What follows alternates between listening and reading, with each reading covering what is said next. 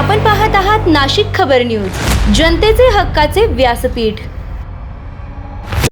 नाशिकमधील प्रसिद्ध काळाराम मंदिर येथे श्रीराम जन्मोत्सवाच्या निमित्ताने अत्यंत भक्तिमय आणि उत्साहपूर्ण वातावरणात विविध धार्मिक कार्यक्रमांचे आयोजन करण्यात आले। या पावन प्रसंगी मंदिराचे पुजारी महंत श्री सुधीर पुजारी यांच्या हस्ते विशेष पूजा अर्चना करण्यात आली।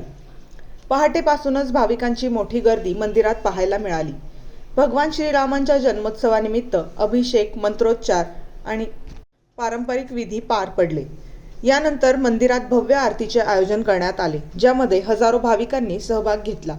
भक्तिमय वातावरणात भजन कीर्तनाचे कार्यक्रमही पार पडले, ज्यामुळे संपूर्ण परिसरात धार्मिक उत्साह आणि भक्तीचा जल्लोष अनुभवायला मिळाला।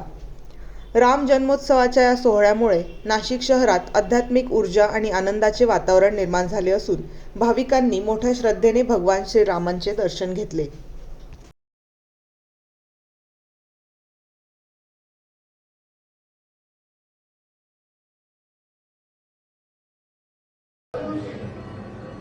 आज नाशिकच्या जगप्रसिद्ध काळाराम मंदिरामध्ये रामनवमी महोत्सव या ठिकाणी संपन्न होतोय। आज सकाळी 5:30 वाजता राघवेंद्र बुवा पुजारी यांच्या हस्ते काकडा आरती संपन्न झाली। त्यानंतर प्रभू रामचंद्रांची महापूजा, महाआरती, महावस्त्र प्रदान करण्यात आले।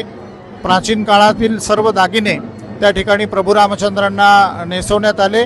आत्ता या ठिकाणी 12 वाजता ठीक रामजन्म उत्सवाचे मानकरी नरेंद्र बुवा पुजारी यांच्या हस्ते त्या ठिकाणी होईल। 7:30 वाजता त्या ठिकाणी अन्नकोट महानैवेद्य आरती ही संपन्न होईल। त्याचप्रमाणे रात्री शयन आरती होऊन आज संपूर्ण दिवसभर मंदिर हे 15 तास उघडं राहणार आहे। सर्व भाविकांना प्रसाद मिळेल, सर्व भाविकांचं दर्शन होईल, सर्व भाविकांना कुठलीही अडचण येणार नाही अशी व्यवस्था आज या ठिकाणी विश्वस्त मंडळ आणि पुजारी परिवाराने केलेली आहे। 2 दिवसांनी आपली कामदा रथयात्रा एकादशीच्या दिवशी गरुड रथ यात्रा आणि रामरथ यात्रा ही संपन्न होईल।